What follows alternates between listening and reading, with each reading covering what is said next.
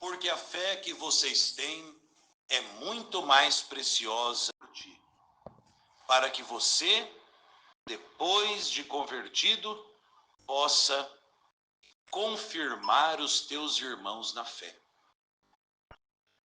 Olha que coisa linda. Jesus rezou pelo primeiro Papa. E de fato, depois que São Pedro nega Jesus, chora amargamente esse seu pecado de ter negado o Divino Mestre, o Cristo ressuscitado confirma a fé de São Pedro com aquelas 3 perguntas, não é? Pedro, tu me amas? Pedro, tu me amas? Pedro, tu me amas? Apacenta o meu rebanho. Pois bem, meu irmão e minha irmã, São Pedro, tendo a sua fé provada e comprovada pelo Cristo, exorta também a cada um de nós, cristãos de todos os tempos, a termos uma fé robusta. Uma fé que, como diz o próprio apóstolo São Pedro, ela é provada a duras penas com diversas provações. E pensemos bem em quantas provações a nossa fé passa por dia, nos diversos ambientes que a gente vive. A nossa casa, a nossa família, local de trabalho, às vezes até dentro da igreja, nas pastorais, nas comunidades, na rua. A nossa fé é provada e comprovada quando nós somos questionados, quando nós somos colocados diante de certas situações, limites, e somos aí chamados a testemunhar a nossa fé. Quando nós passamos por algum problema e alguém olha para nós e diz: uai, aonde está o seu Deus? Uai, mas você não reza tanto e está passando por isso? Dias atrás, acompanhando uma mãe que entregou um filho nas mãos de Deus, eu vendo que essa mulher de fé não esbravejava, não questionava, eu disse: e como é que a senhora entende Deus?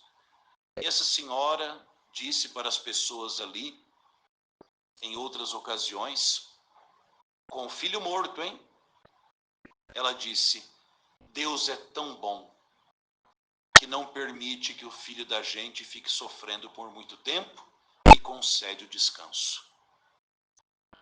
Veja bem, meu irmão e minha irmã, se isso não é uma fé provada e comprovada, como disse o apóstolo São Pedro. Me recordo da minha avó materna, depois que a minha mãe faleceu, ela rezava todo dia. Ela falava: Senhor, eu não te questiono, eu só queria dizer que a minha filha me faz muita falta. Eu me recordo de ver tantas vezes a minha avó brigando para defender Deus. Ela não aceitava que a gente questionasse o que Deus faz. Ela dizia: a vontade de Deus é sempre boa, filho. Ainda que a gente não entenda, a vontade de Deus é sempre boa. Então, meu irmão e minha irmã, veja que a sua fé, a minha fé, é um dom de Deus, é uma virtude teologal, fé, esperança e caridade. A fé é uma dessas virtudes teologais que nos é dada como algo valiosíssimo, preciosíssimo, muito mais do que o ouro, diz o apóstolo São Pedro. E a nossa fé, ela é colocada a duras provas para que nós possamos crescer na fé. As contrariedades da vida, as dificuldades da vida, não são para que a gente desanime, mas é para que a gente possa lançar raízes mais profundas em Deus.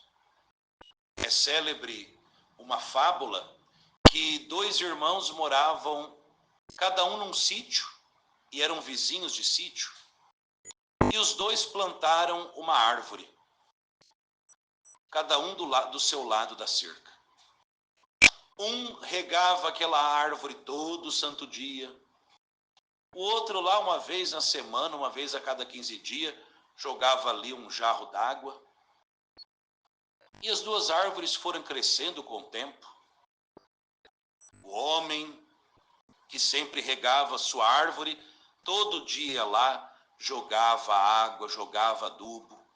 O outro irmão ia lá, cada 15, 20 dias, jogava mais um pouco d'água, e quando ele viu que a árvore já tinha se firmado, nem mais o jarro d'água jogava, dizia, não, orvalho que dê conta. E as duas árvores cresceram. E de repente, deu uma tempestade de vento, coisa horrorosa, e abateu o vento sobre essas duas árvores. Aquela árvore que foi tão bem cuidada, tão bem regada, tão bem paparicada, foi arrancada com raiz e tudo. E a outra ficou lá firme, perdeu uns galhos, tudo, mas ficou lá firme e forte. E o irmão que havia perdido a árvore que tinha regado tanto, se irritou contra o seu irmão que tinha mal regado a árvore, ela estava lá, sobrevivente da tempestade. E disse, por que a sua árvore ficou e a minha foi arrancada? O irmão que havia mal regado a sua árvore, disse para ele, meu irmão, como você paparicou demais a sua árvore, as raízes dela ficaram muito superficiais. A minha não. As raízes tiveram que afundar para procurar água no lençol freático. E por isso, com raiz mais profunda, ela suportou a tempestade.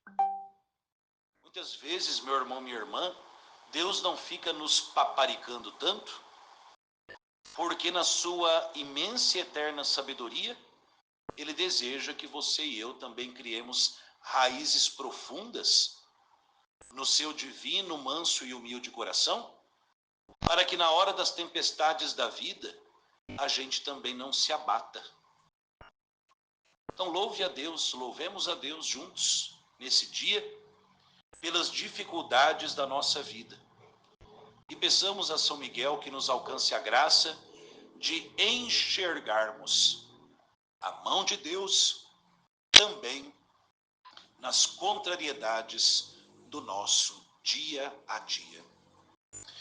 Vamos então, meu irmão, minha irmã, prosseguirmos na meditação desse livro tão bonito, O Combate Espiritual e o Caminho do Paraíso, hoje no capítulo 25. Se perdemos a paz do coração, tudo devemos fazer para a recuperar. Deves também saber que nenhum acontecimento deste mundo é razão de que percamos ou turbemos a paz do coração. Devemo-nos, é verdade, arrepender dos nossos pecados, mas com uma dor pacífica, como de sobra te tenho mostrado. Do mesmo modo, sem nenhuma inquietação, compadece-te com piedoso afeto de caridade de outro qualquer pecador. Pelo menos interiormente, podemos lamentar as suas culpas. Toma muito cuidado no seguinte: mal percebas que uma coisa te possa inquietar, não te demores a tomar armas para a defesa.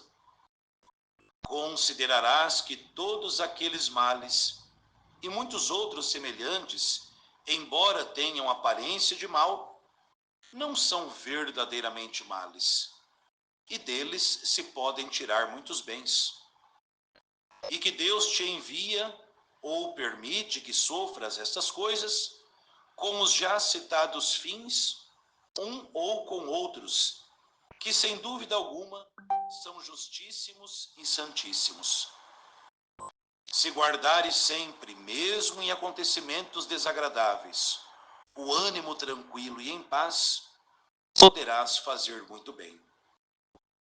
De outro modo, todo o teu exercício ficará pouco ou nada frutuoso. São João da Cruz, meu irmão, minha irmã, nos ensina que nós devemos nos aproximar sempre daquele que só humilha se for para exaltar e que só fere se for para curar a ferida, ou seja, Cristo Jesus. E o mesmo São João da Cruz nos ensina que quando o anjo bom permite que a gente sofra alguma coisa, é justamente para nos preparar para receber graças maiores. Pensemos nas contrariedades da vida com a imagem da parábola das duas árvores. Que nada roube a paz do nosso coração. Quando percebermos a inquietação, diz o texto que nós ouvimos, tomemos as armas para a defesa. E quais são as armas para não perder a fé? É a oração, é a Eucaristia, a palavra de Deus. Por quê? Porque a nossa paz, meu irmão, minha irmã, não é um estado de espírito. A nossa paz é Cristo. O apóstolo São Paulo diz isso, ele diz, Cristo é a nossa paz. Então, quando você perceber que você vai se inquietar por alguma coisa, abraça a tua paz, ou seja, abraça Cristo, redobra a tua oração, faça uma boa confissão, participe com mais fervor da Eucaristia, faça uma visita ao Santíssimo, busque o auxílio da Virgem Maria. Não se entregue aos dissabores do vento. Aprendamos bem aquilo que nos ensina São João 23 e também São Paulo VI. A paz não é a ausência da guerra, mas é a certeza da presença de Deus, mesmo no meio das guerras de cada dia. Que a certeza da presença de Deus conosco seja o motivo para vivermos e promovermos a verdadeira paz, que é Cristo e que só Ele pode dar a mim, a você e a cada homem e a cada mulher.